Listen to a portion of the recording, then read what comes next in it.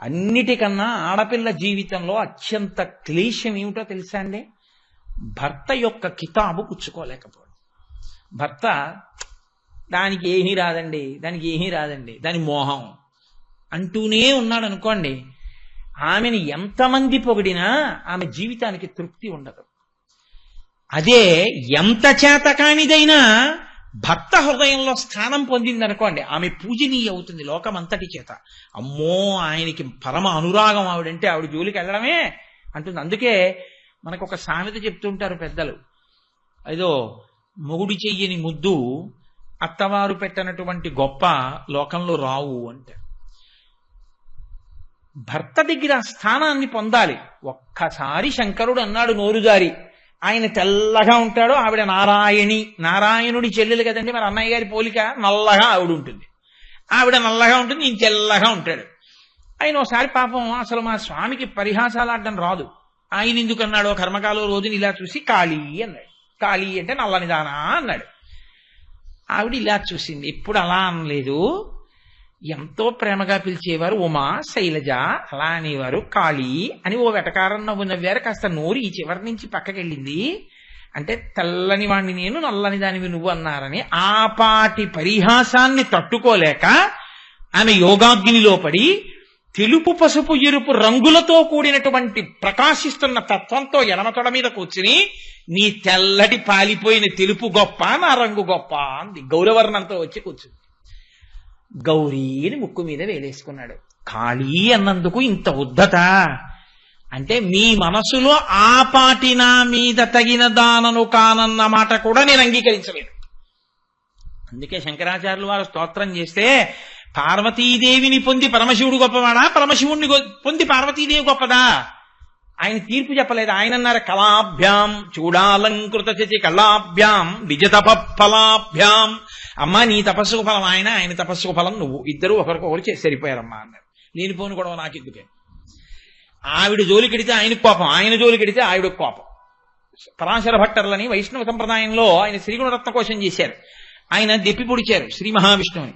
శ్రీయశ్రీహి అంటూ, నువ్వు కంచుక శతం, ఎప్పుడు రాక్షసులు వస్తారో అని 100 కవచములు కట్టు కూర్చుంటట్టు ఆయన శ్రీ మహావిష్ణువు. ఎప్పుడైనా దేవతలకు కానీ భక్తులకు కానీ ఆపదొస్తే వెళ్ళి యుద్ధం చేయాలి, మరి స్థితికారుడు కట్టు కూర్చుంటట్ట.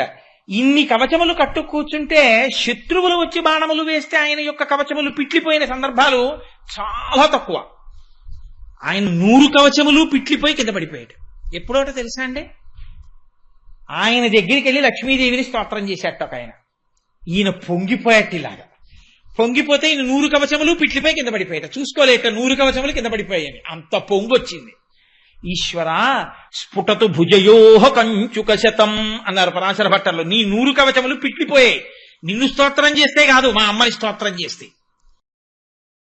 శంకరాచార్యులు వారు పరమశివ తత్వాన్ని ఆవిష్కరిస్తూ ఒక స్తోత్రం చేశారు. బ్రహ్మమస్తకావలి నిబద్ధతే నమశివాయ అన్నారు. పరమశివుడు మెళ్ళో పుర్రెల మాల ఒకటి వేసుకుంటాడు. పునుకల పేరు కంఠమున భూరి భుజంగము భూషణంబుగా అనయము భస్మధారణము ఎద్రిడి వాసము మీరు విల్లుగా అనువుగ దంతి చర్మమును హస్తములందు కపాల శూలముల్ పడిబడి దల్తు శంకర కృపావరు రూపమును ఆశ్రయించదన్. ఆయన మెళ్ళో పుర్రెలమాల వేసుకుంటాడు. ఏమైనా కర్మ, ఎందుకు ఆ పుర్రెలమాల వేసుకోవడం అంటే, చేతకాక పుర్రెలమాల వేసుకున్నవాడు కాదు, సృష్టి చేయబోయే ప్రాణుల్ని అని ఆయన మొదట బ్రహ్మగారిని సృష్టించాడు. ఆయన బ్రహ్మగారిని సృష్టించి ఓ పదవిలో కూర్చోబెట్టి సృష్టి చేయించాడు. చేయించిన తర్వాత కాలంలో బ్రహ్మగారు కూడా పడిపోయారు. యుగాంతంలో పడిపోతే, అయ్యో పాపం నేను మొట్టమొదట పుట్టించి అందరినీ సృష్టి చెయ్యమన్న ప్రాణి యొక్క తలకాయ కూడా నేల మీద పడిపోతే బొత్తిగా మిగిలిన పుర్రెలతో కలిసిపోతే ఏం బాగుంటుంది? బాగుండదు. కాబట్టి ఆయన తీసి ఆ పుర్రె ఓ తడప గుచ్చుకుని మెళ్ళో వేసుకున్నాడు. ఓ గౌరవం ఇద్దాం. ఇప్పుడు గౌరవనీయమైన స్థానంగా ఆ బ్రహ్మగారి పుర్రె ఆయన మెళ్ళో వేసుకున్నాడు. ఇప్పుడు ఏమైంది? అది బ్రహ్మమస్తకావలి నిబద్ధతే నమశివాయ, పెద్ద మాలైపోవచ్చు. అంటే ఇప్పుడు ఎంతమంది బ్రహ్మలు వెళ్ళిపోయారు లెక్కలేదు, అంతమంది బ్రహ్మలు వెళ్ళిపోయారు. అన్ని పుర్రెలు ఆయన మెళ్ళో ఉన్నాయి. మరి ఈయన ఇంతమంది బ్రహ్మలు వెళ్ళిపోతున్నా ఆయన సాక్షిగా ఉన్నాడు. మేకలు వేయింజన్నను భాసురముగనొక్క కోతి పర్ణం బెక్కున్న ఆ కోతులు వేయింజన్నను కోకోయని కొంకి నక్క కోయని కూషన్ అంటారు జానపదలు. అంటే ఆయన శాశ్వతుడిగా ఉండిపోతాడు. అది శాశ్వత, ఆయన కదలిక లేనివాడు.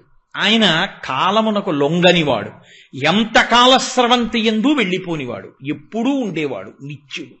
నిత్య శుద్ధ బుద్ధ పరిపూర్ణ సచ్చిదానందద్వైత పరమ ప్రకాశాయ పరమశాంత ప్రకాశాయ తేజోరూపాయ తేజోధిపతయే ఉంటుంది కవచం. కాబట్టి అటువంటి స్వరూపమున్నవాడు 6 వికారములు లేనివాడు. ఇప్పుడు ఆయనకి వికారాలు లేకపోతే మన వికారం సంగతి ఏమిటి అంటే, ఎవరు ఆయన పాదములు పట్టుకుంటారో వాళ్ళకి వికారములు లేకుండా చేయగలిగిన వాడు, అంటే ఆయనగా మార్చగలిగిన వాడు, ఆయనలో కలిపేసుకుంటాడు. అందుకే ఆయనలో కలిపేసుకోవాలంటే ఏ రెండు పోవాలి?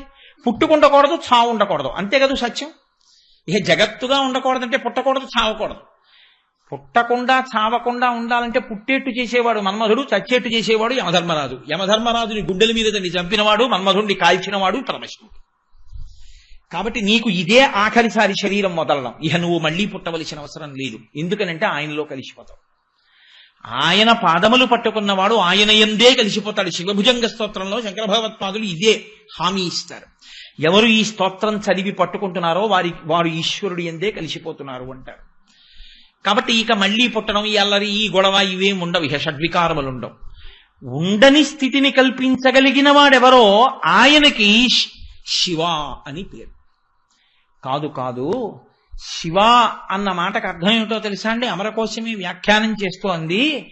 శ్రేయస్సు, శివం, భద్రం, కళ్యాణం, మంగళం, క్షేమం, శుభం, కుశలం కల్పించగలిగినటువంటి వాడు ఎవరో ఆయనకి శివ అని పేరు.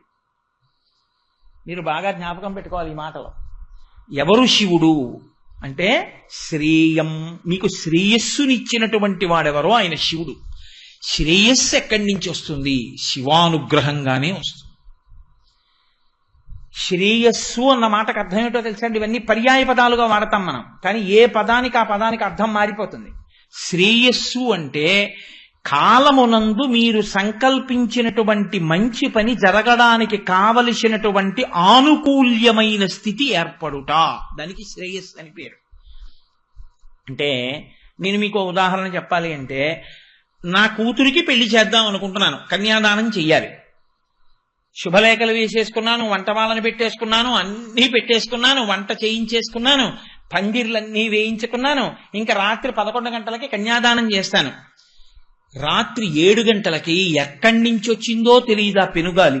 ఒక బ్రహ్మాండమైన పెనుగాలి వేసిన పందిళ్ల దగ్గర నుంచి, పెట్టుకున్న సంబారముల దగ్గర నుంచి అసలు మనుషులే ఎగిరిపోతారా అన్నంత భయంకరమైన గాలి వేసి అన్నీ ఎగిరిపోయాయి. కట్టుబట్టలతో సుముహూర్తానికి గబగబా చెయ్యాలి కాబట్టి కటిక చీకట్లో కరెంటు కూడా లేని స్థితిలో దీపం ఇలా పెట్టడానికి కూడా లేదంత గాలి. అప్పుడు ఎలాగో అలా ఓ దీపాన్ని తీసుకొచ్చి నా కూతురు మెళ్ళలో 3 ముళ్ళు వేయించాను అనుకోండి.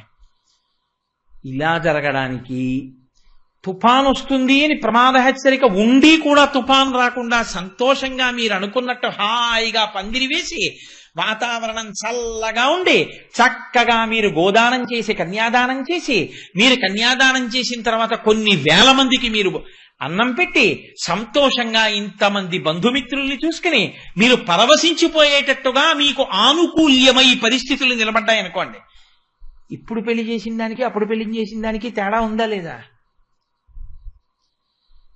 మీరు చేయవలసిన ధార్మికమైన పని, మీరు చెయ్యవలసిన మంచి పని, ఆ మంచి పని ఏ విఘ్నము లేకుండా చాలా చక్కగా జరిగేటట్టు చెయ్యగలిగినటువంటి, జరిపించగలిగినటువంటి అనుగ్రహము ఎవరి నుండి ప్రసరిస్తుందో వాడికి శివుడని పేరు.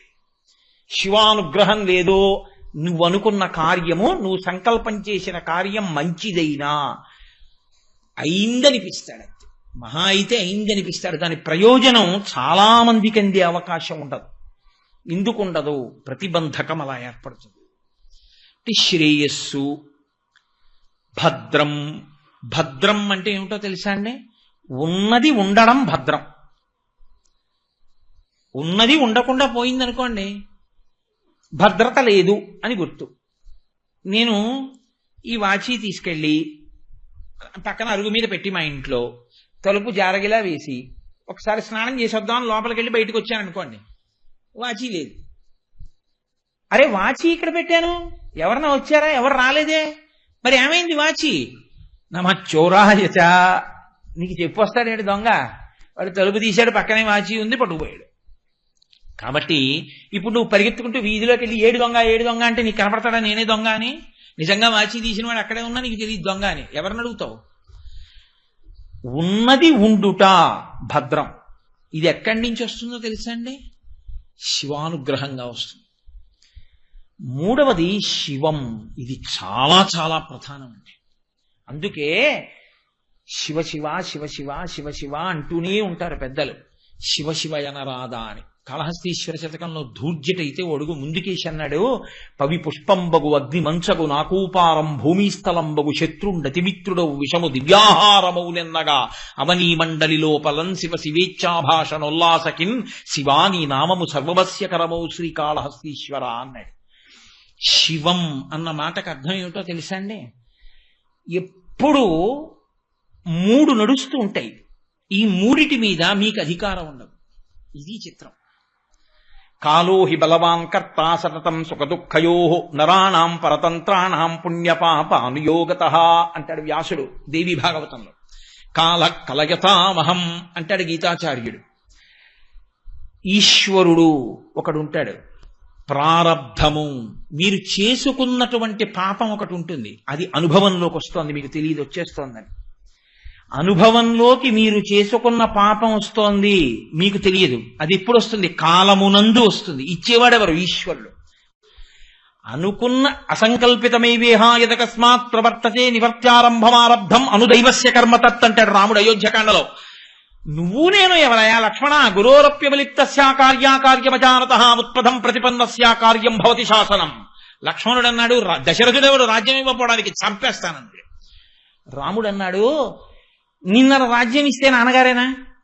నాన్నగారే రాజ్యం ఇస్తానంటే నాన్నగారికి జై అన్నాం. ఇవాళ అడవికి వెళ్ళమన్నవారు నాన్నగారే. మరి నిన్న రాజ్యం ఇస్తానన్న నాన్నగారు ఇవాళ అడవికి ఎందుకు వెళ్ళమన్నారు? నాన్నగారి మనసులో ఏమైనా మార్పు వచ్చిందా? రాలేదు. మరి ఇప్పుడు ఎందుకు బద్ధుడయ్యాడు? ఎందుకు పంపిస్తున్నాడు?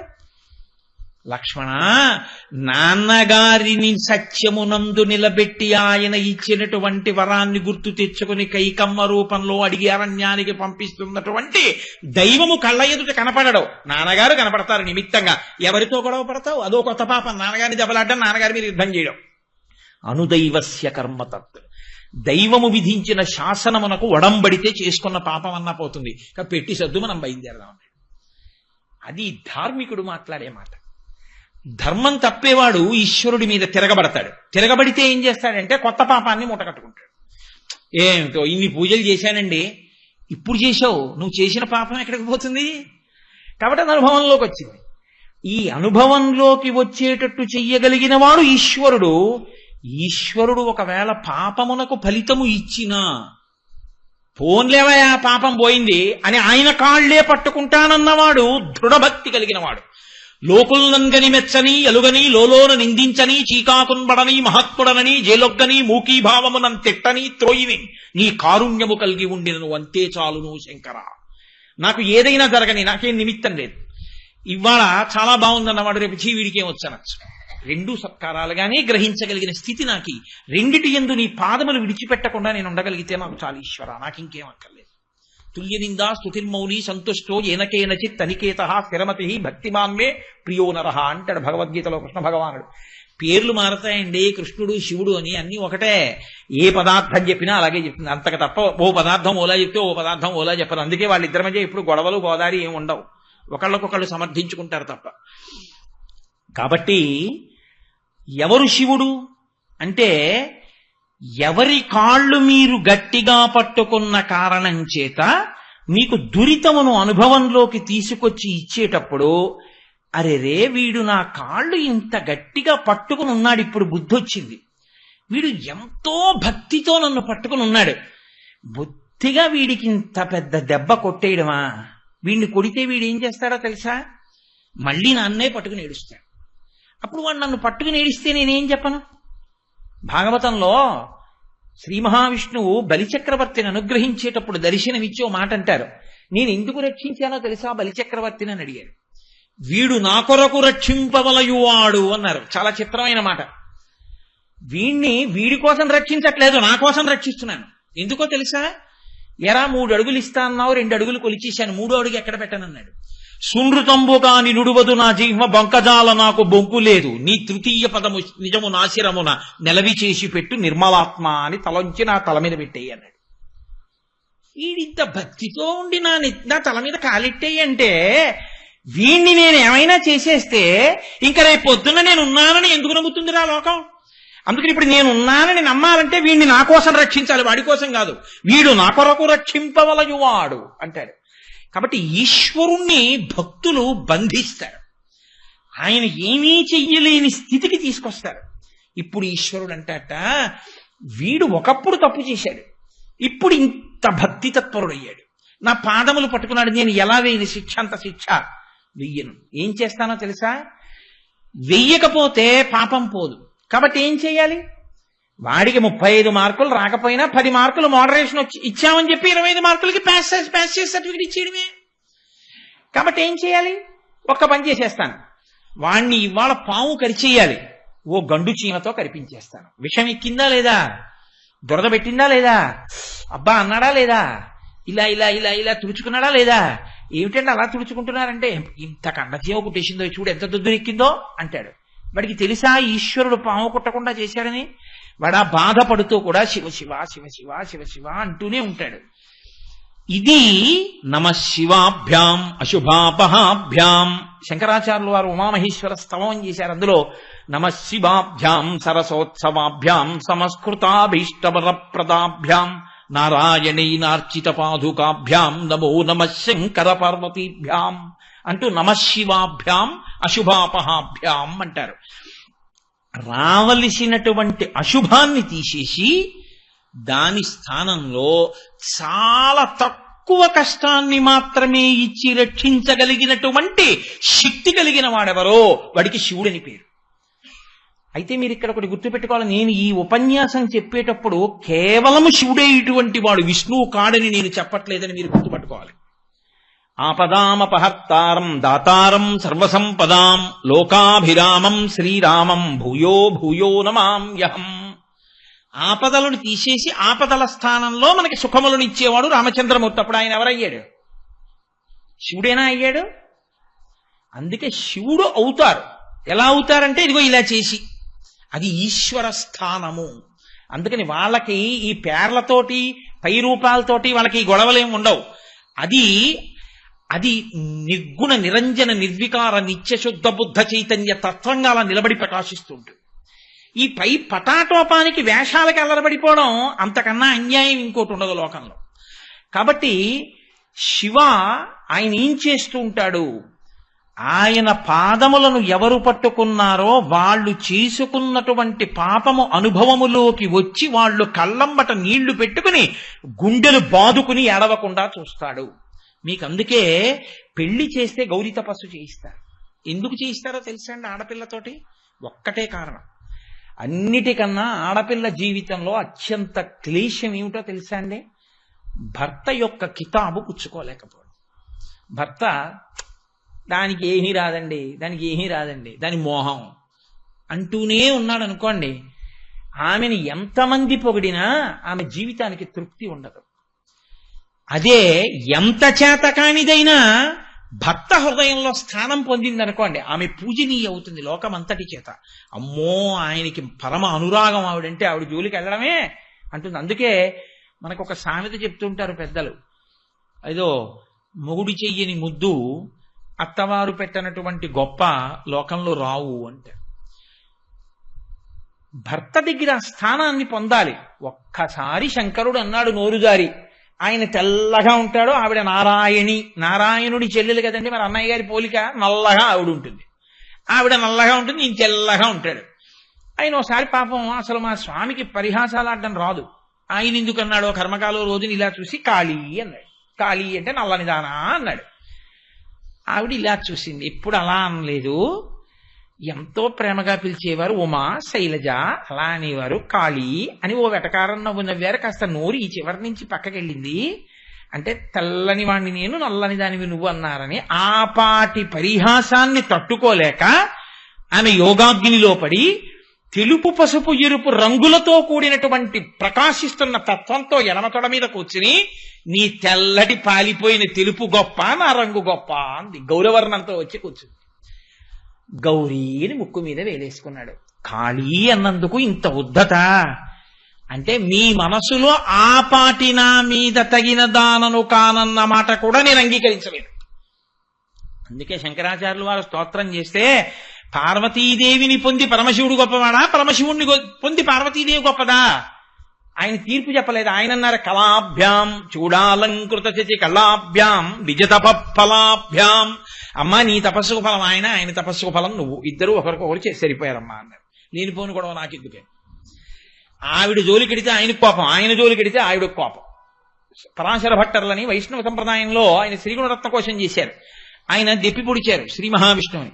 శ్రీయశ్రీహి అంటూ నువ్వు కంచుక శతం, ఎప్పుడు రాక్షసులు వస్తారో అని 100 కవచములు కట్టు కూర్చుంటట్ట ఆయన శ్రీ మహావిష్ణువు. ఎప్పుడైనా దేవతలకు కాని భక్తులకు కాని ఆపదొస్తే వెళ్ళి యుద్ధం చేయాలి, మరి స్థితికారుడు కట్టు కూర్చుంటట్ట. ఇన్ని కవచములు కట్టు కూర్చుంటే శత్రువులు వచ్చి బాణములు వేస్తే ఆయన యొక్క కవచములు పిట్లిపోయిన సందర్భాలు చాలా తక్కువ.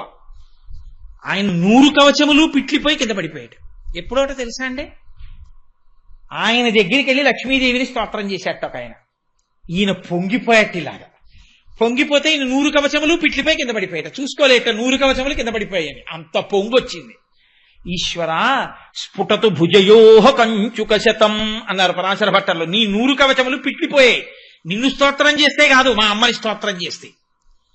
అనుకలతను కాండాలింగనారంభ శుంభ ప్రతిదిశ భుజ శాఖా శ్రీ సఖానోకహద్భి స్తననయనగుళుచ్ఛస్పాల పుష్పద్విరేపారచీతు మై లక్ష్మీ కల్పవల్లి కటాక్షాన్ అంటారు అందులో ఆయన.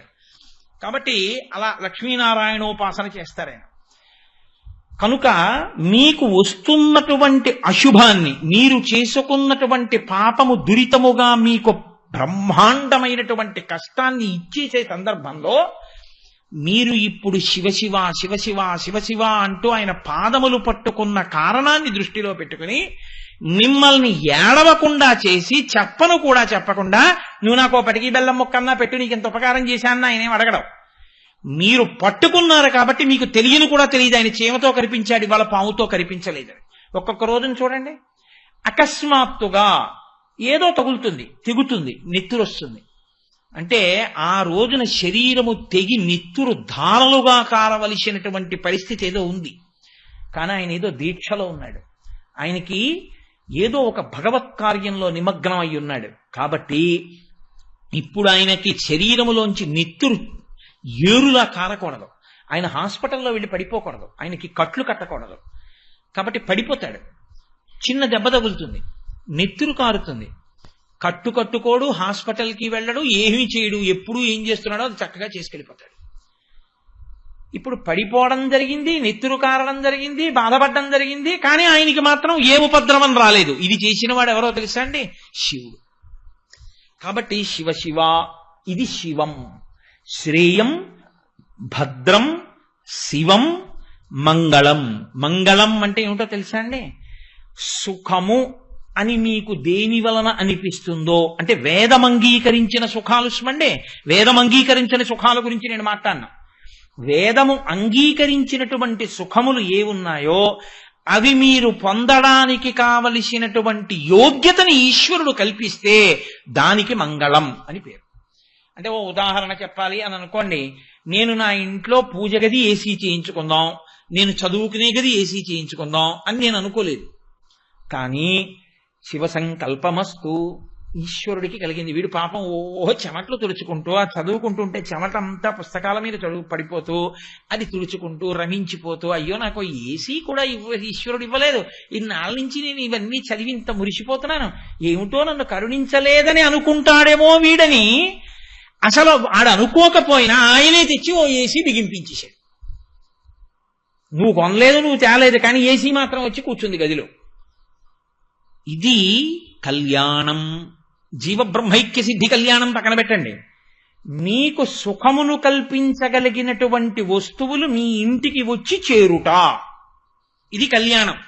వస్తువు వచ్చి చేరింది, కానీ మీరు కాని ఏసీలో పడుకున్నారో వెంటనే మీకు పరిచయం పడుతుంది. ఉపన్యాసాల మాట దేవుడికి ముక్కు తుడుచుకోవడం సరిపోతుంది అన్నారు అనుకోండి డాక్టర్ గారు. ఇంకా అది నాకు ఏమైనా అనుభవంలోకి వస్తుందా? ఇంటికి వచ్చిన వాడు ఎవడో పడుకోవాలా, అది ఎప్పుడు వేసుకోవట్లేదు, కాస్త మీరన్నా వేసుకు పడుకోండి అని బతిమాలాలి. కాదు, మంగళం అంటే వస్తువు చేరడం, కళ్యాణం అంటే అది మీకు అనుభవైక వేద్యం అవడం, దాన్ని మీరు అనుభవించగలగడం. మంగళం, కళ్యాణం, శుభం. శుభం అంటే ఏమిటో తెలుసా అండి? ఏ సుఖమును మీరు అనుభవించారో దాని వలన ఇప్పుడు ఇక్కడ మీరు సంతోషాన్ని పొందడమే కాకుండా దీర్ఘకాలమునందు మీకు అదొక గొప్ప ప్రయోజనమును చేకూర్చుట. నీ మాట ఏమిటో అయోమయంగా ఉందయా అంటారు మీరు. నేను కలిపెట్టగలను. నేను మీకు ఒక ఉదాహరణ చెప్పాలి అంటే, ఇప్పుడు ఏసీ ఉంది మీరు చదువుకునే గదిలో. ఇప్పుడు మీరు ఏసీ ఉంది కదా అని ఇంకా మీరు అక్కడ దుప్పటి వేసు పడుకోవడం మొదలెట్టారనుకోండి, అది శుభం కాదు, కళ్యాణమే కానీ శుభం కాదు. ఇప్పుడు మీరు అబ్బా ఇంకా నాకు ఇప్పుడు వేడిగా ఉంటే ఏమిటి, ఇంకోలా ఉంటే ఏమిటి, హాయిగా చదువుకుంటాను కూర్చుని, చల్లగా కూడా ఉంది, ఇంకా నాకు ఇంతకన్నా కావలసింది ఏముందని మరింత రమించిపోయి చదువుకుంటున్నారు, ఇంకా బాగా చదువుకోగలుగుతున్నారు. ఇది శుభం. దీర్ఘకాలమునందు మీరు ఈశ్వరుణ్ణి చేరుకోవడానికి ఇంకొంచెం గట్టి పునాది పడుతోందా పట్టలేదా? ఇప్పుడు ఆ సుఖమును పొందడం వల్ల దీర్ఘకాలమునందు అత్యంత ప్రయోజనమును పొందుట. యజమాని ఇంటి వస్తువు దేన్నైనా అలాగే వాడుకోమని చెప్పింది శాస్త్రం. అందుకే ఇది ఎక్కడ ప్రారంభమో తెలుసా అండి? బ్రహ్మచారికి ఇవేం లేవుగా. బ్రహ్మచారి ఇవన్నీ చేయకూడదు. అసలు బ్రహ్మచారి తాంబూలం వేసుకోకూడదు, తలకాయ దూకోకూడదు, అద్దము చూసుకోకూడదు. ఓ శిఖ పెట్టుకుని గురువు గారు వెళ్ళి భిక్షాటన చేసి పట్టుకురారా అంటే ఆ పట్టుకొచ్చిన అన్నం గురుపత్ని ఏది పెడుతుందో అది తినడం అంతే. ఇంకా వాడికి సుఖం అన్నమాట ఏది? వానప్రస్థు ఉన్న సుఖాలు వదిలిపెట్టి వెళ్ళిపోయిన వాడు, రాజ్యానికి ప్రభు అయినటువంటి వాడే స్వచ్ఛందంగా యవరాజ్య పట్టాభిషేకం చేసి అడవిలు గడిపాడు కాబట్టి ఆయనకి సుఖం లేదు. సన్యాసి చెప్పనే అక్కర్లేదు. కాబట్టి ఇంక సుఖం అన్న మాట ఎవరికి? గృహస్థుకే.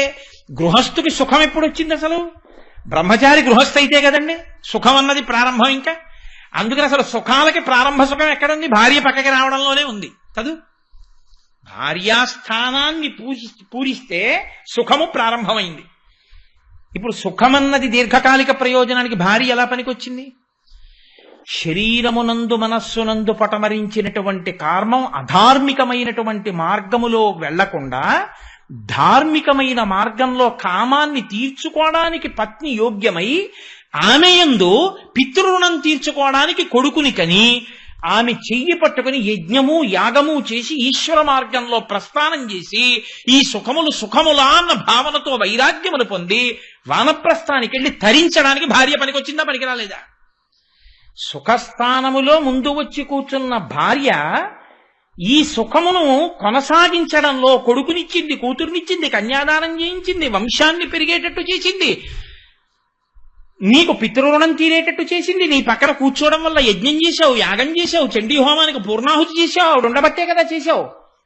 ఇప్పుడు ఆవిడ నీకు సుఖాన్ని ఇచ్చినా, వంట చేసి పెట్టినా, ఆవిడ నీకు పక్కనే కూర్చున్నా, ఆవిడ నీ కామసుఖాన్ని తీర్చడానికి హేతువైనా ఆ సుఖము దీర్ఘకాలమునందు దేనికి పనికొచ్చింది? ఈశ్వరుణ్ణి చేరడానికి పనికొచ్చింది కదండి. గృహస్థాశ్రమ ప్రవేశం భార్యా స్వీకారమే. ఆ కోణంలోనే మిగిలినవి కూడా చూడాలి. అలా చూడడం చేత కాకపోతే భార్యాస్థానం దగ్గర నుంచి అన్నిటినీ భ్రష్టత్వం పట్టించుకుంటాడు గృహస్థు. అలా భ్రష్టు కాకుండా ఈశ్వరుణ్ణి చేరుకోవడానికి తనకి కలిసొచ్చినటువంటి వాటన్నిటినీ వాడుకుని ఈశ్వరుణ్ణి చేరుకోవడానికి కావలసినటువంటి బుద్ధి లోపల ప్రచోదనమై ప్రస్థానం ఎవడు చేస్తాడో వాడు శుభ పరంపరలు పొందినవాడు. అందుకే మన వాళ్ళు వ్రతం చేస్తున్నామండి అన్నారనుకోండి, అక్షతలేసి వ్రతం సువృతమస్తు, ఇది శుభప్రదమగుగాక, ఈ వ్రతము నీకు దీర్ఘకాలమునందు ఉపయుక్తమగుగాక, ఇది శుభం. క్షేమం. క్షేమం అంటే ఇవన్నీ ఎవరిస్తారో తెలుసా అండి? మీరు అలా తరించగలిగిన స్థితి ఎవరి నుండి వస్తుంటుందో ఆయన్ని శివుడని పిలుస్తారు. అసలు నా మొహం శివాష్టోత్తరం 30 అంటే బెంగ పెట్టుకోకండి, 108 చెప్తాను. 30 రోజులు శివనామం చాలండి. శివనామమే 30 రోజులు. అప్పై దీక్షితుల వారు ఏం చెప్పారు దాని గురించి అన్నది ఒక రోజు. అలా 30 రోజులు శివనామం ఒక్కటే చాలు. అది శివాష్టోత్తరం చెప్తానండం పేరాశ. 108 నామాలు చెప్పడం ఏంటంటే 30 రోజుల్లో చాలా అన్యాయం. అది 6 భక్తుల్లో 37 రన్స్ కొట్టమని అడిగినట్టుగా ఉంటుంది. అది అంటే నేను చెప్పనని కాదు, చెప్తాను. చెప్పడం ఏముందండి, వాళ్ళే చెప్పేస్తాను 108 నామాలకు అర్థం. అది పెద్ద విశేషమా ఏమి? కాబట్టి శివ మీకు క్షేమకారకుడు. ఎవరు క్షేమాన్ని ఇస్తారో తెలుసా అండి? క్షేమం అని రాస్తారు పైన, ఉత్తరం రాస్తే పైన క్షేమం అంటారు. క్షేమం అంటే ఏమిటో తెలుసా అండి అర్థం? ఏవి ఉండాలో అవి ఉన్నాయి, ఏవి ఉండాలో అవి ఉండి ఎలా ఉండాలో అలా ఉన్నాయి. అది క్షేమం. కేవలం ఉన్నాయి. నీకేమైనా ఉపయోగం ఉందా? వాడు ఏవేవి చేయకూడదో అవన్నీ చేస్తున్నాడు. తండ్రి గారు 50 కోట్ల ఆస్తి ఇచ్చాడు, వీడికో 3 కోట్లు అప్పు వచ్చింది. ఇప్పుడు వాడు ఉన్నాడు, ఏమైనా ఉపయోగం ఉందా? 7 తరాల కింద పడిపోయాయి వాడు చేసిన తప్పుడు పనులకి. ఏమిటి వాడు ఉండి ప్రయోజనం? అది కాదు. ఉండి ఎలా ఉండాలో అలా ఉండేటట్టు నడిపించగలిగిన బుద్ధి ప్రచోదనం ఇయ్యగలిగినటువంటి పరమాత్మ యొక్క స్వరూపమునకు శివ అని పేరు. ఏది నీకు వద్దంటే మానే శివుణ్ణి శివ అనకు. ఇవి వద్దని అనగలడా ఎవరైనా? బ్రహ్మచారి కాని, సన్యాసి కాని, వానప్రస్థు కాని, గృహస్థు కాని నాకు శివనామం అక్కర్లేదని చెప్పగలడా? అక్కర్లేదన్నాడంటే ఇవేవి నాకు అక్కర్లేదని గుర్తు. కాబట్టి శివ అన్న దానికి తాత్పర్యం తెలిస్తే నాకు శివ అన్న నామం అక్కర్లేదనగలిగిన మొనగాడు లోకంలో ఉండడు. కాబట్టి క్షేమం, కుశలం. కుశలం అంటే ఏమిటో తెలుసా అండి? కేవలం ఉండడం కాదు, కేవలం మీరు చదువుకోవడం కాదు, కేవలం మీరు ఎక్కడికో వెడుతుండడం వస్తుండడం కాదు. మీకు ఒక సత్పురుషుడితోటి సహవాసము కలిగిందా? నిరంతరము పరమేశ్వర చింతన కలిగినటువంటి ఒక మహానుభావుడితో నీకు స్నేహం ఉందా? నీ ఐశ్వర్యం అంతా పోయినా పర్వాలేదు, ఆ స్నేహాన్ని మాత్రం వదలకు. అది నిన్ను తరతరాలు కాపాడేటట్టు చేస్తుంది. ఆయన నిన్ను తనతో పాటు ఆ ప్రస్థానంలో నడిపించుకుంటాడు. ఎప్పుడు వదిలిపెట్టేస్తారో తెలుసా అండి? ఒక్క కారణానికి వదిలిపెట్టేస్తారు. వచ్చేది ఉపన్యాసానికి, చేసే విచారణలన్నీ అక్కర్లేని విషయాల మీద. ఇంతకుముందు ఎవరొచ్చారు, ఇప్పుడు ఎవరు రాలేదు. గురువుగారు అమ్మాయికి పెళ్ళైతే గురువుగారి వియ్యాలానికి ఆస్తి ఎంతుంది? ఇలాంటివి విచారణ చేయడానికి ప్రయత్నం చేయడం పరమేశ్వరుడిచ్చినటువంటి సత్పురుష స్నేహాన్ని తనంత తాను దూరం చేసుకోవడం. నువ్వు దేనికి కలిశావో ఆ మార్గంలో నిలబడే ప్రయత్నం చెయ్యి. నీకు అక్కర్లేని వాటిలో నీ వేలు పెట్టకు. పెట్టకుండా ఉంటే సత్పురుషులతోటి సహవాసము నిలబడుతుంది. సత్పురుష సహవాసం నిలబడడానికి హేతువేది? సత్తు గురించి మాట్లాడటం. ఈశ్వరుడు గురించి మాట్లాడు, ఈశ్వరుడు గురించి విను, ఈశ్వరుణ్ణి స్మరిస్తుండు, అంతే. అప్పుడు ఆ స్నేహాన్ని నిలబెట్టుకుంటే సత్పురుష సహవాసం కలిగితే వచ్చే ప్రయోజనం ఏమిటో తెలుసా అండి? నాకు ఆయన బాగా తెలుసండి, ఆయన నేను అంతేవాసిని, ఆయనకి నేను అంతేవాసిని అని మీరు చెప్పుకున్న రోజున మీరు ఒక పొరపాటు చేయడానికి భయపడతారు. ఎందుకో తెలుసా అండి? మీకు ఒక ముద్ర ఉందనుకోండి, నేను చంద్రశేఖరేంద్ర సరస్వతి స్వామి వారికి గొప్ప అనుమాయిని అని నాకు పేరు వచ్చింది అనుకోండి లోకంలో, నేను సంధ్యావందనం చేయకుండా ఉండడానికి చాలా భయపడిపోతాను. ఎందుకు భయపడిపోతాను? నేను సంధ్యావందనం చేయలేదు అని గ్రహిస్తే నన్నేమనకపోవచ్చు, ఏమయ్యా పరమాచార్య స్వామి సంధ్యావందనం గురించి అంత గొప్పగా చెప్పేవారు కదా, మరి నువ్వు సంధ్యావందనం చేయలేదే ఈ పూట, నేను పరమాచార్య స్వామి వారికి అంత భక్తుడిని ఇంత భక్తుడిని అంటావు, సంధ్యావందనమే చేయలేదు అంటారేమోనన్న భయానికైనా సంధ్యావందనం చేస్తాం. అవునా కాదా? రామకృష్ణ పరమహంస ఇదే చెప్తారు. సత్పురుష సహవాసం ఎటువంటిదంటే ఏనుగు పక్కన వెళ్ళేటటువంటి మావటి చేతిలో పట్టుకున్నటువంటి అంకుశం లాంటిది. ఏనుగు తొండానికి ఉన్న లక్షణం ఏమిటి? ఇలా ఎత్తి కొమ్మ విరుస్తుంది, ఇలా ఎత్తి పాదులాగుతుంది, ఇలా ఎత్తి ఇంకోటి. శృంగేరిలో నేను ఒకసారి చూశాను, ఒక ఏనుగు ఆ స్త్రీలు అలా వెళ్ళిపోతుంటే వాళ్ళ కొప్పులో పువ్వులు లాగుతుంటుంది. పక్కన మావటి ఉన్నాడు అనుకోండి, ఆయన ఏం చేస్తాడు? అంటాడు ఇలాగా, తొండం దింపేస్తుంది, మళ్ళీ 4 అడుగులు వేస్తుంది, మళ్ళీ తొండం ఇలా అవుతుంది, మళ్ళీ ఇలా అంటాడు, మళ్ళీ దింపేస్తుంది. పక్కన మావటి ఎంత బలంగా, ఏనుక్కన్నా బలంగా ఉన్నాడు కాబట్టి ఆయన యొక్క అంకుశం దెబ్బకి తొండం నింపిందండి అనడానికి ఏనుగు ఎంత ఉంటుందో ఆయన ఎంత ఉంటాడు. అంత బలం ఉన్న ఏనుగు తనంత తాను కట్టుబడింది మావటి యొక్క అంకుశానికి, మావటికి తప్ప. నిజానికి ఏనుగు తలుచుకుంటే మావటిని తొండంతో తొట్టు చుట్టి అవతలకి విసిరేయగలదు, కాలు కింద పెట్టి తొక్కేయగలదు. కానీ తనకి ఎన్ని రకాల బలాలున్నాయని మీరు అనుకుంటున్నారో అన్నిటినీ పక్కన పెట్టి మావటకి లొంగిపోయిన ఏనుగు పూజనీయతని పొందుతుంది, ఈశ్వరుణ్ణి తల మీద పెట్టుకుంటుంది. అడవిలో తిరిగేటటువంటి ఏనుగు, క్రమశిక్షణ లేని ఏనుగుని తీసుకొచ్చి వెంకటాచలంలోనో లేకపోతే తిరుత్తణిలోనో అరుణాచలంలోనో ఈశ్వరుడు యొక్క ఊరిరిగిం పెడుతుంటే దాని ముందు ఏనుగుల్ని నడిపించారు. వాటిని వేటిని నడిపిస్తారు? మావటి మాటకి లొంగే ఏనుగే ఈశ్వరుణ్ణి తల మీద పెట్టుకుంటుంది గురువాయూరులో.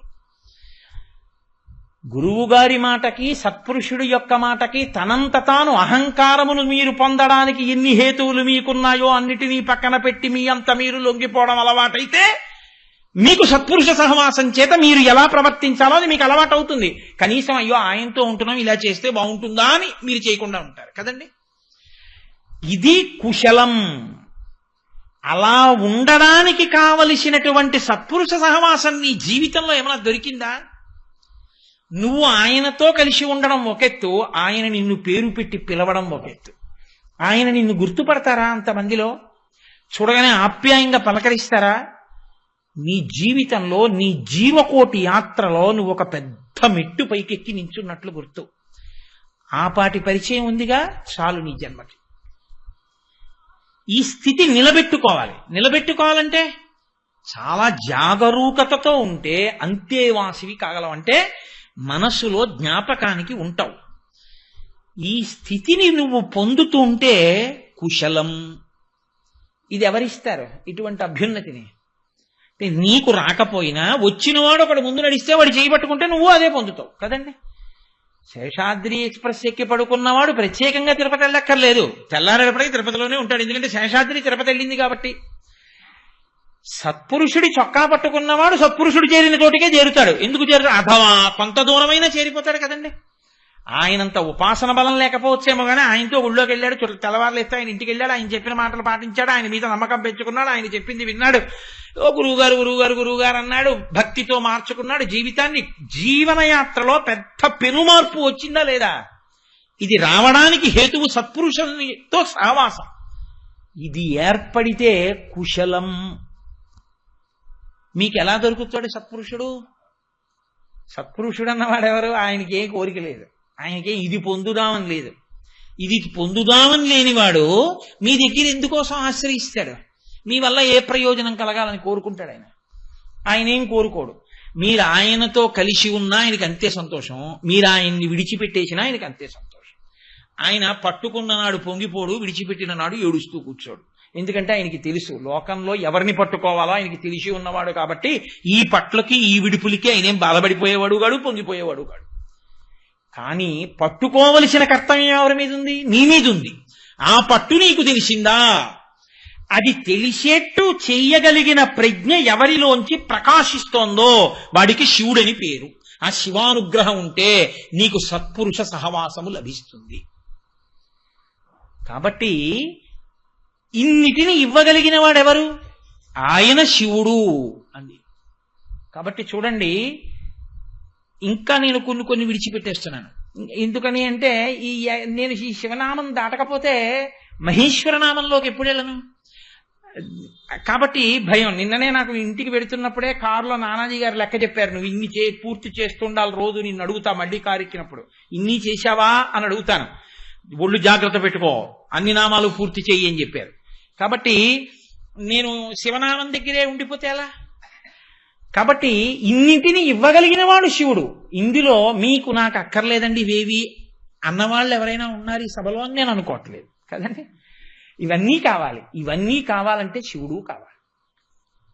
అయితే ఇక్కడ ఒక ప్రశ్న, శివుడు కావాలంటే శివుడికి ఏమిస్తే మీ వాడవుతాడు కదండి. అసలు శివుడు మీ వాడవడానికి మీరేం చెయ్యాలి? అసలు ఇంకా పెద్ద విచిత్రం ఏమిటో తెలుసా అండి? మీ వాడవాలి అంటే ఆయనకి కూడా మీకులా అవసరాలు ఉన్నవాడై ఉండాలి కదూ. అవసరాలు ఉన్నవాడైతే మీరేమైనా ఇస్తే ఆ అవసరం తీర్చుకుంటాడు. ఒకప్పుడైనా ఆకలి వేసింది అనుకోండి, ఓ యాపిల్ పండు ఇస్తే తింటాడు. ఒకప్పుడైనా దాహం వేసింది అనుకోండి, కాసిన మంచినీళ్ళు ఇస్తే తాగుతాడు. ఒకప్పుడైనా పంచి కట్టుకోవాల్సిన వాడు అనుకోండి, మీరు పంచిస్తే ఇవాళ రేపో ఎప్పుడో అప్పుడు కట్టుకుంటాడు దాన్ని కదా.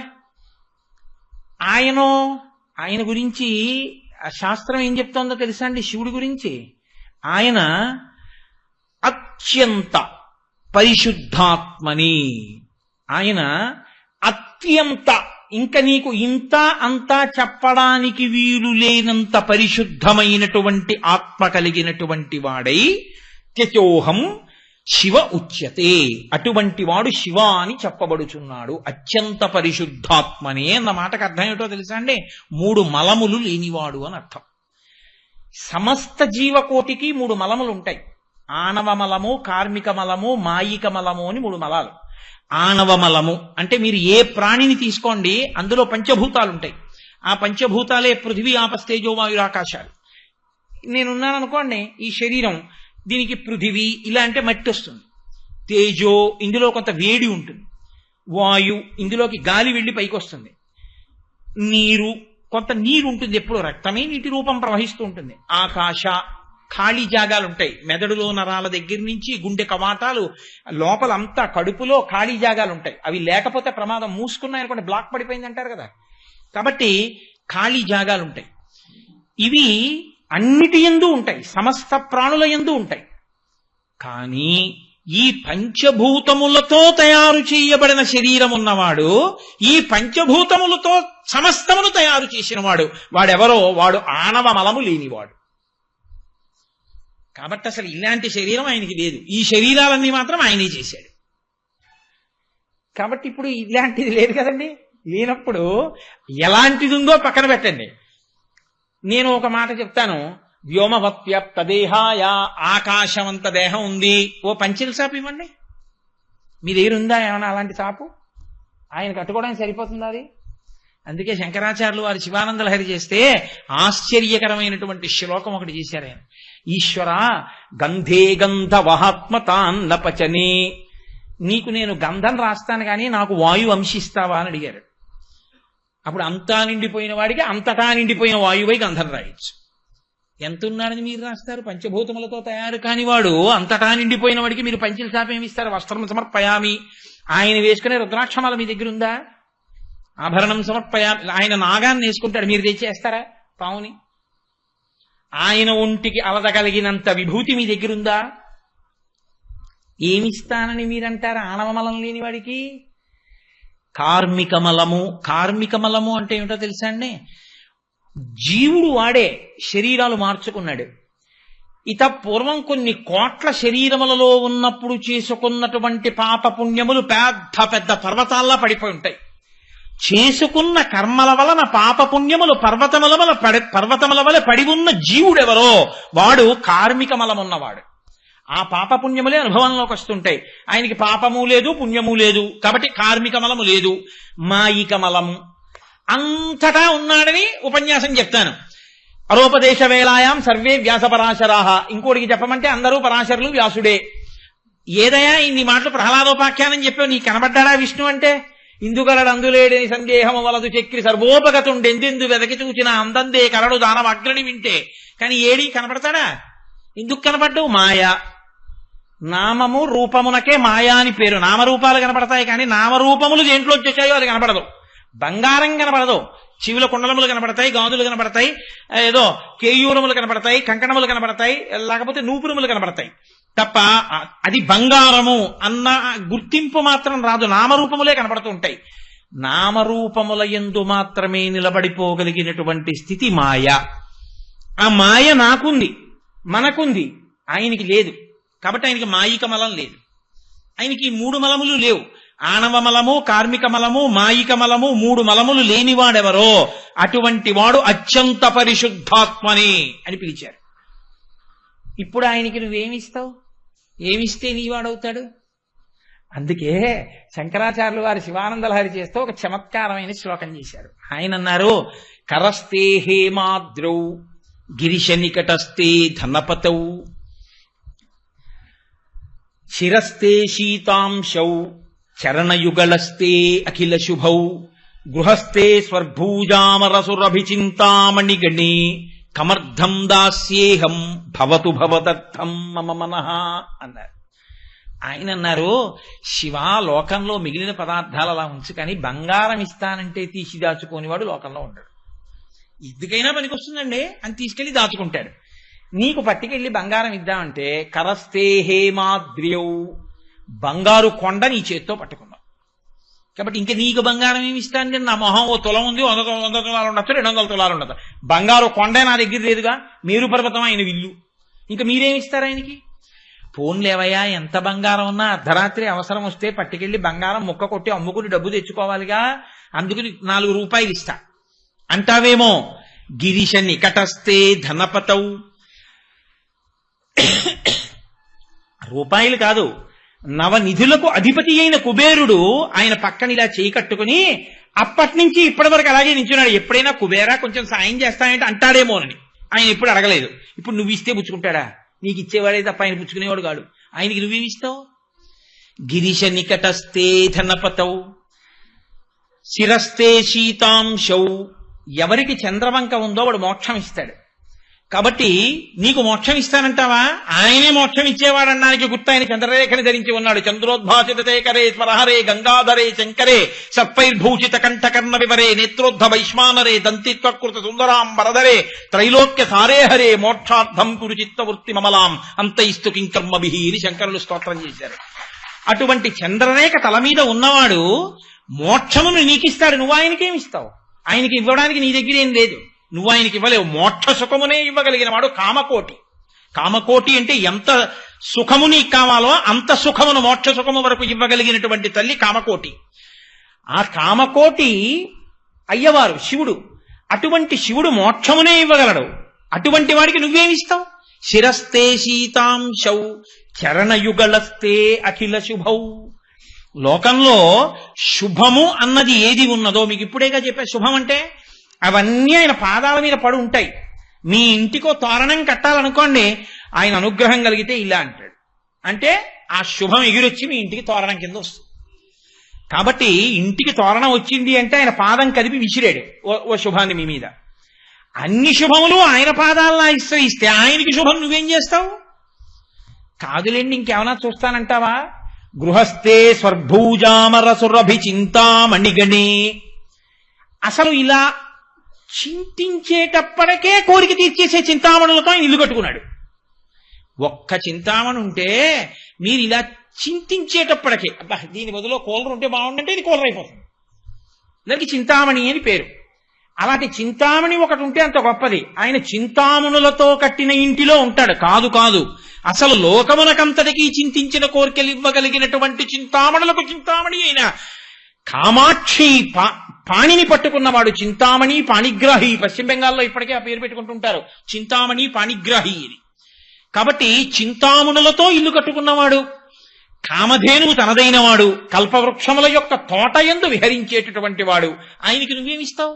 గృహస్థే స్వర్భూజామరసురభి చింతామణిగణే. ఒక్కటుంది శివ నా దగ్గర అది ఇస్తానన్నారు. ఏమిటో తెలుసా? ఇవన్నీ నీవేమో, నీది కాదు నాదన్నదొక్కటి ఉంది నా మనస్సు. అది మాత్రం అంటూ ఉంటుంది, నా అంతదాన్ని నేనంటూ ఉంటుంది. ఇవన్నీ నావంటుంది తప్ప ఇవన్నీ వాడి వందగా.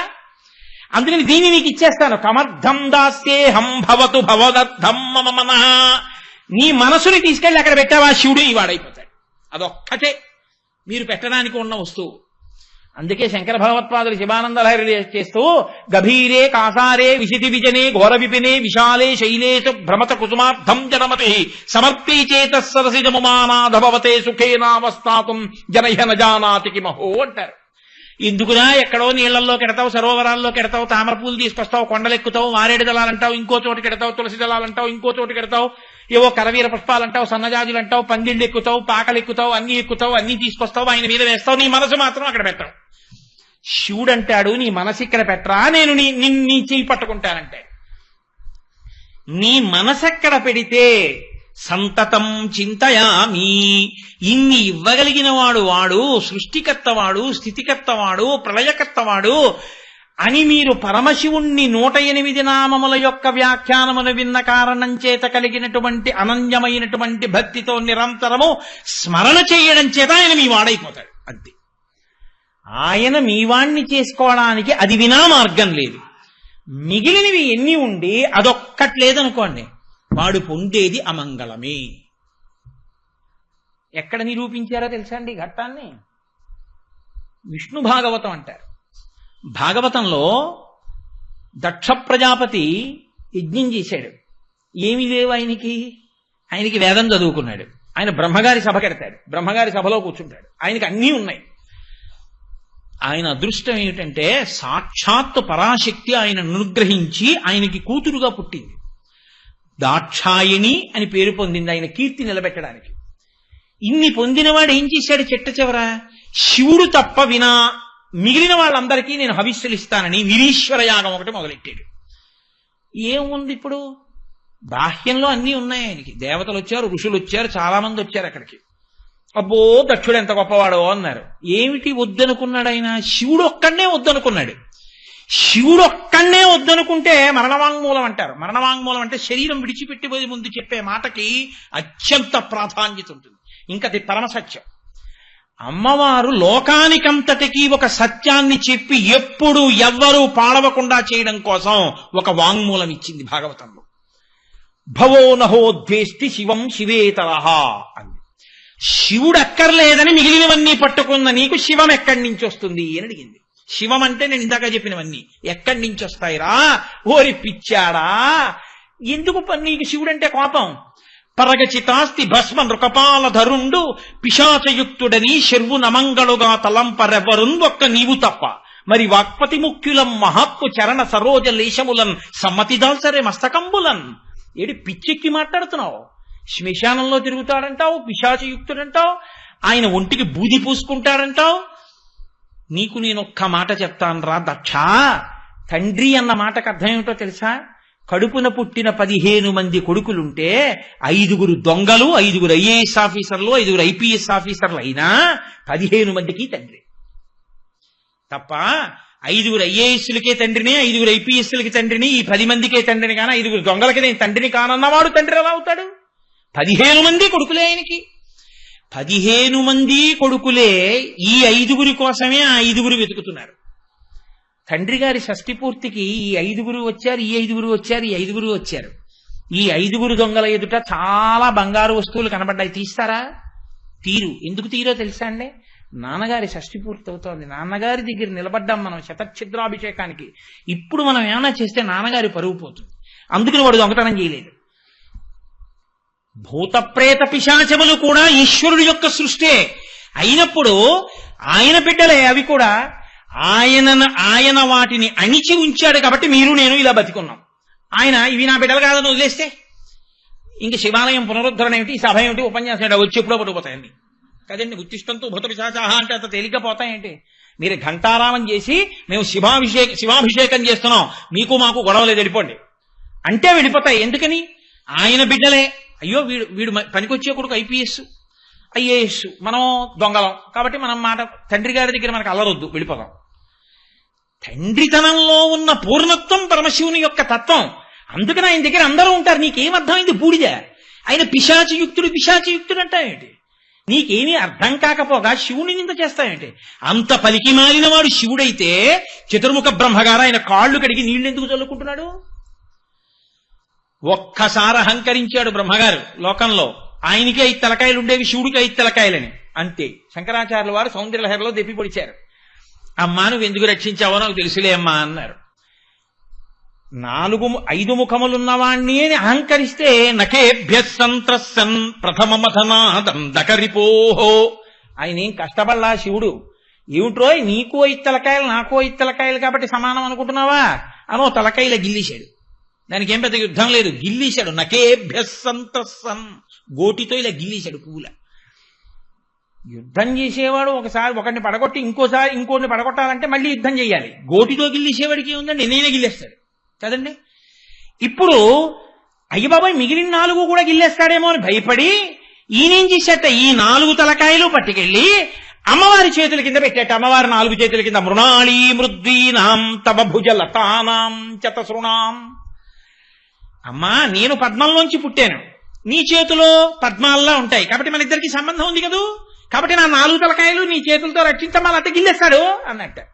అంటే అమ్మవారు 4 చేతులు పెట్టి అని ఆయన వంక చూసి వదిలిపెట్టేశాడు. కాబట్టి శివ మీకు బిడ్డలు కాని వారెవరు? రక్షించినా మీరే, కొట్టినా మీరే. దక్షయజ్ఞంలో తప్పు చేసిన వాళ్ళని శిక్షించిన శివుడే. హాలాహలం లోకాలనంతటినీ భక్షించేస్తుంటే శివుడి దగ్గరికి పారిపోతే హాలాహలాన్ని పుచ్చుకుని రక్షించిన శివుడే. కొట్టినా నాన్నగారే, ఫీజు కట్టినా నాన్నగారే. అందుకే జగత పితరం వందే పార్వతీ పరమేశ్వరం. కాబట్టి శివతత్వం అది. కాబట్టి ఈశ్వర, మీ పాదములను బ్రహ్మ కడిగి ప్రతిరోజు మీ పాదముల కంటినటువంటి రజస్సుని తల మీద తల్లుకుంటున్నాడు. నీకెందుకురా బుద్ధి పుట్టలేదు? భవో నహోద్వేష్టి శివం శివేతరహ ఆవిడ తీర్పిచ్చింది వాంగ్మూలంలో. శివుడు అక్కర్లేదన్న వాడికి ఎన్నున్నా వాడికి శివం మాత్రం రాదు. కాబట్టి శివుడు అక్కర్లేదనకూడదు. శివుడికి నేను దాసుడను కావాలి, నేను శివభక్తుణ్ణి కావాలని అడగాలి. అడిగితే అన్ని భక్తులు అవే వస్తాయి. కాబట్టి నీవాడను కావాలని మీరు మీ ఆయన దగ్గర మనసు పెట్టడమే మీరు ఆయనని చేరుకోవడానికి రసమార్గము. అందుకే ఈ శివాయచ, శివ అన్న నామాన్ని ఎంత పదిలంగా దాచారో తెలుసా అండి వేదాల్లో. స్వరం చేత మంత్రాన్ని ప్రయోగం చేయడం చేత వేదములు మూడే. అందుకే వేదత్రయీ అంటారు. త్రయీ అంటే మూడు వేదాలే. అందుకే త్రైవేద్యం హృద్యం త్రిపురహరం అద్యం త్రినయనం అని శంకరాచార్యులు వారు కూడా శివానందలహరిలో వేదాలని మూడుగా చెప్తారు. ఈ మూడులో ఋక్, యజుర్, సామ, ఋగ్వేదం సామవేదం అటు ఇటు గోడలుగా పెట్టి మధ్యలో యజుర్వేదాన్ని దాచారు. మళ్ళీ యజుర్వేదంలో 7 కాండలు, 7 కాండల్లో 3 కాండలు అటు 3 కాండలు ఇటు పెట్టి మధ్యలో 4వ కాండ దాచారు. మళ్ళీ 4వ కాండ మధ్యలో రుద్రాధ్యాయాన్ని దాచారు. అంటే పదిలమై అత్యంత విలువైన వస్తువుని దాచినట్టు. మళ్ళీ ఈ 3 కాండల మధ్యలో ఉన్న 4వ కాండ మధ్యలో రుద్రాధ్యాయం పెట్టారు. రుద్రాధ్యాయానికి ఉన్న కాండల మధ్యలో 8వ కాండ పెట్టారు, 8వ అనువాకం పెట్టారు. మళ్ళీ 8వ అనువాకానికి చిట్ట చివరిలోకి తీసుకెళ్లి శివ మంత్రాన్ని, శివనామాన్ని అక్కడ దాచారు.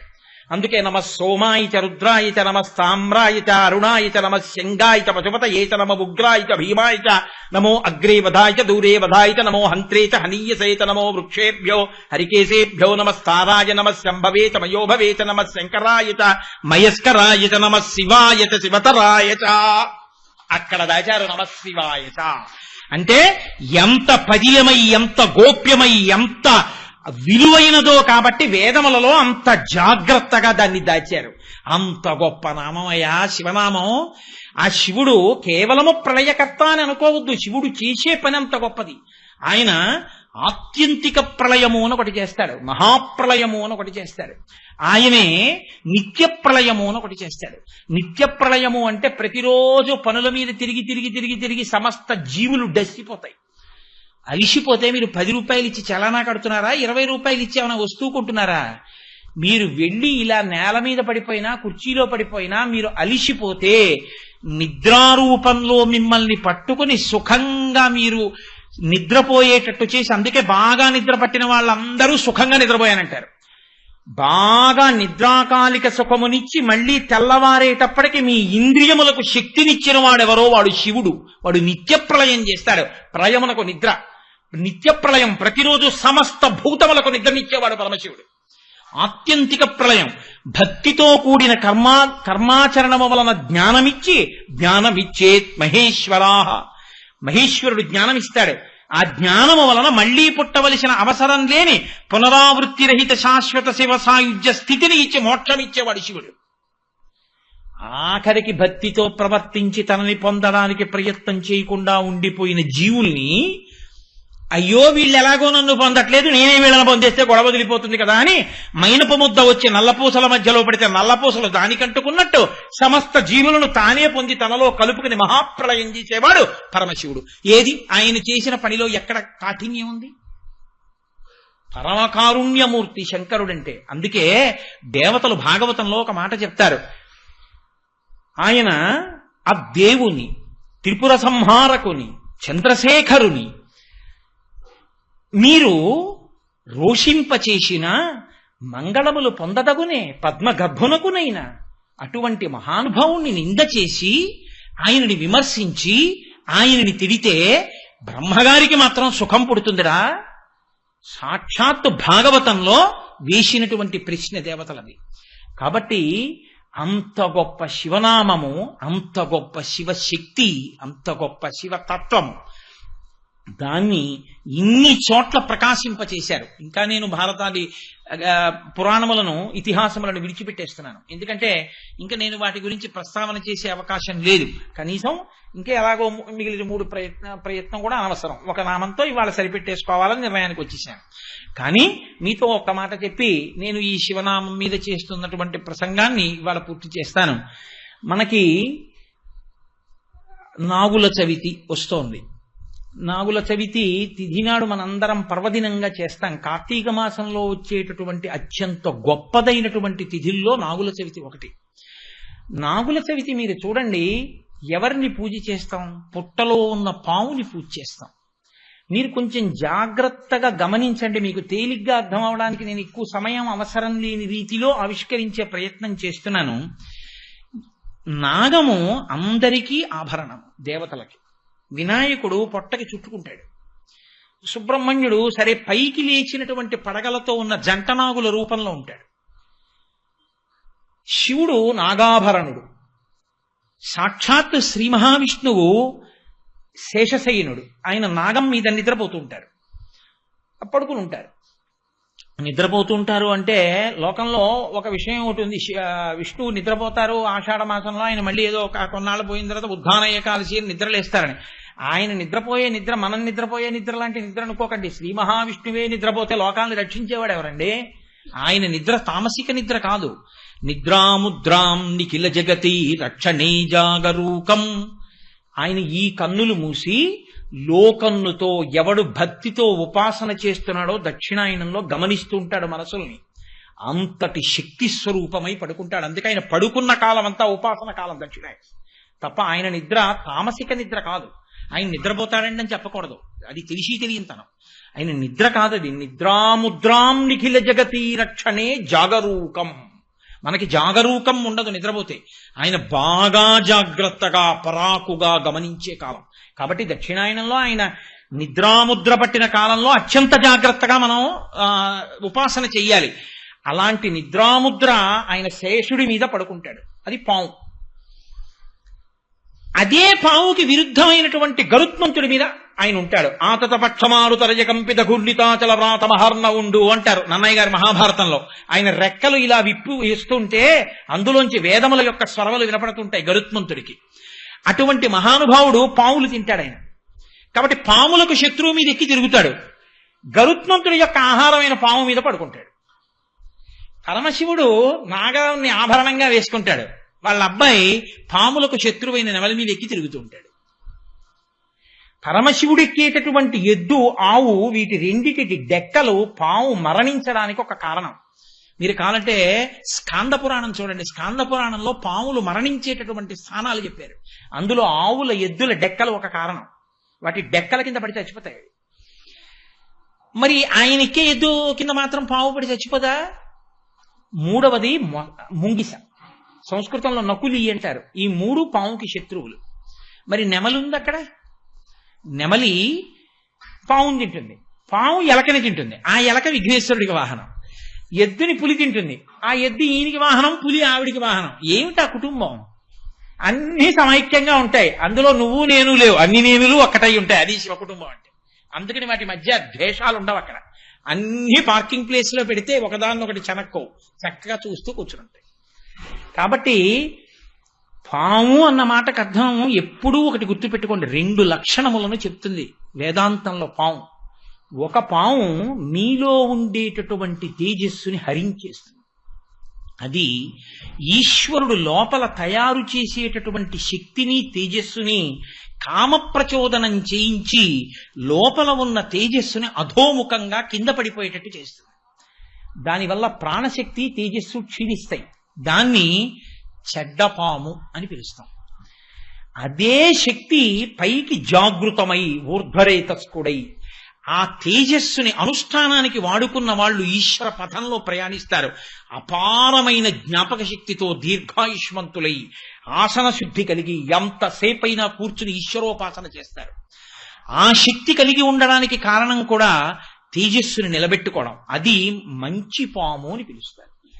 ఈశ్వరుడికి ఆభరణంగా ఉంటే మంచి పాము, ఈశ్వరుడి చేత చెనకబడుతోంది అంటే నీ తేజస్సు క్షయమైపోవడం. తేజస్సు క్షయమైపోకుండా చూసుకోగలిగిన బుద్ధి ప్రచోదనం లోపల జరగాలి. దాని కొరకు ఈశ్వరుణ్ణి చేరుతాడు. అందుకే పైకి లేచినటువంటి జంట పాముల్ని పూజ చేస్తాం, అంతేగాని నేల మీద పడుకున్న పాముల్లా ఉండవవి. పైకి లేచి ఉంటాయంటే ఊర్ధ్వరేతస్కమైనటువంటి తేజస్సు, అది పూజనీయమవుతుంది, అది సుబ్రహ్మణ్య స్వరూపం అవుతుంది. ఇప్పుడు నేను అంత లోపలికి దాని వ్యాఖ్యానం చేయడం కుదరదు. అలాగే సుబ్రహ్మణ్య స్వరూపమైనటువంటి పాము తేజస్సుకి సంబంధించింది కాబట్టి అది వంశాభివృద్ధికి పనికి రావాలి. వంశాభివృద్ధికి పనికి రాకుండా సంతానము పొందలేకపోతున్నాడు అంటే ఎక్కడో ఈశ్వరానుగ్రహ లోపముందని గుర్తు. ఈశ్వరానుగ్రహం లోపించి సంతానం కలగకపోతే నాగదోషం ఉంది అంటుంటారు. అందుకే సుబ్రహ్మణ్యుడికున్న నామాలలో వంశవృద్ధి కారకాయ నమః ఒక నామం. కాబట్టి నాగమును పూజ చేస్తాం. కానీ ప్రమాదకరమైన కాలమంతా ఎప్పుడో తెలుసా అండి? ఇప్పుడే. కార్తీక మాసంలో ఏమవుతుందంటే పంట రంగు మారుతుంది. ఇప్పుడు ఆకుపచ్చగా ఉన్న చేలన్నీ పసుపచ్చగా మారుతాయి, అంటే పాలు పోసుకుంటున్నాయి కంకులు అంటారు. ఈ సమయంలో రైతు ఏం చేస్తాడంటే తన గుండెల వరకో కడుపు వరకో పెరిగిపోయినటువంటి పొలానికి మధ్యలో ఉన్న సన్నని కాలిబాట మీద నడుస్తూ కిందకి చూడడం, పైకే చూస్తూ మొక్కలన్నిటి మీద మందు చల్లుతాడు, లేకపోతే చిలకల్ని వాటిని తరుగుతూ ఉంటాడు. అప్పుడు ఇలా పైకే చూస్తాడు.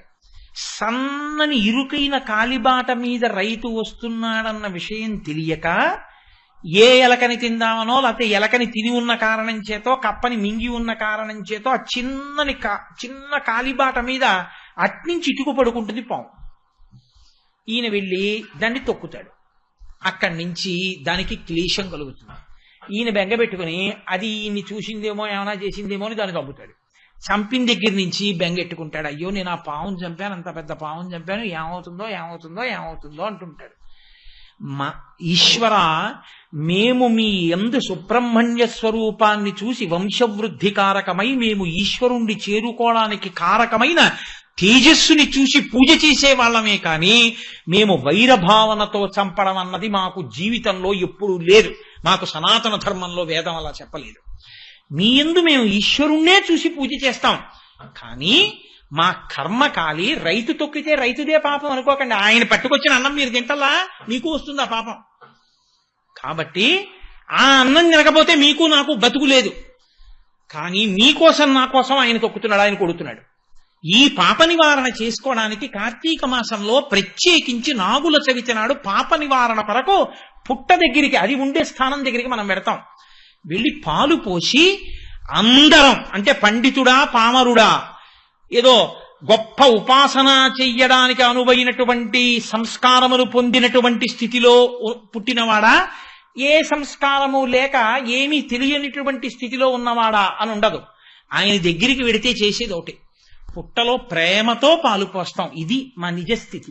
మాకు మీ యందు ప్రేమ భక్తి, మేము చెనకడం మా ఉద్దేశ్యం కాదు. కాబట్టి నన్నేలు నా గన్న నన్నేలు తండ్రి, అక్కడికి వెళ్ళి దానికి పెద్ద సంస్కృత శ్లోకాలు పెద్ద హడావిడి ఉండవు.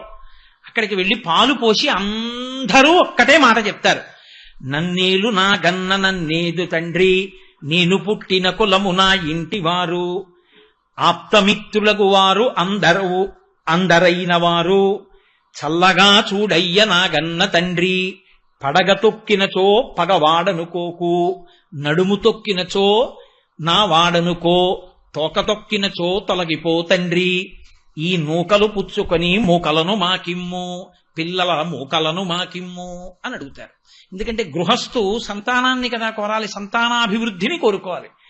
ఆయన చేసిన దోషం వల్ల వచ్చినటువంటి అన్నాన్ని మేము తిన్నాం. ఆ అన్నములో పైకి ఉడికినది వీర్యమైంది. ఆ పైన ఉడికిన అన్నాన్ని తిని పురుషుడు వీర్యాన్ని పొందాడు.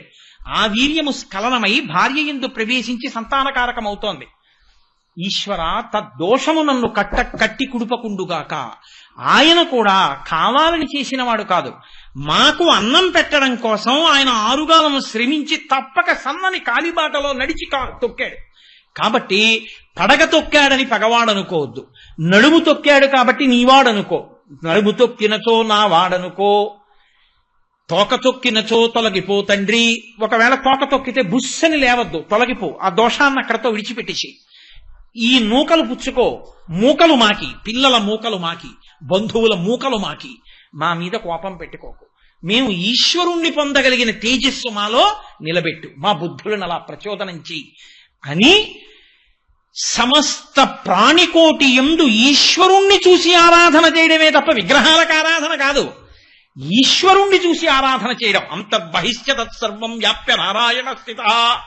మేము అన్నం తినేటప్పుడు ఏ ప్రాణికి చిన్న కష్టం కలిగినా మేము తట్టుకోలేని ఉదార హృదయం, సున్నిత హృదయం వేదం మమ్మల్ని అలా సంస్కరించిందని మనుష్య జన్మ యొక్క సార్థకతని ఆవిష్కరించుకోవడం నాగుల చవితి నాడు ప్రతివారు చేసేటటువంటి కర్తవ్యం. కాబట్టి చక్కగా ఆ కోణంలో మీ దగ్గర లేకపోతే నేను రేపు నాగబాబు గారికి ఇది రాసి పట్టుకొచ్చి ఇస్తాను. ఇక్కడ ఒక బోర్డు మీద రాస్తారు.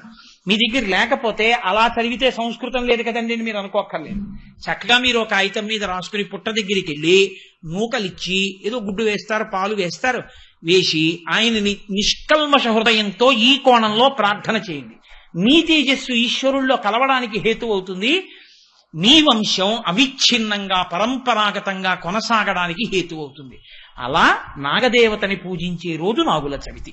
ముందు చెప్తే కదా మీరేమైనా చేయడానికి అవకాశం ఉంటుంది. మీకు అన్నీ తెలుసు, తెలియనట్టు ఉంటారనుకోండి. అయినా ఏదో నా ఆతృత లేకుండా నేను నాగుల చవితి నాడు సాయంకాలం చెప్పాను అనుకోండి, మీరేమంటారు, ఇదేం అఘాయిత్యం రా, ఈ మాట ముందు పొద్దున్నన్నా చెప్పాలి, నిన్నన్నా చెప్పాలంటారు. అందుకుని ముందుగా చెప్తున్నాను.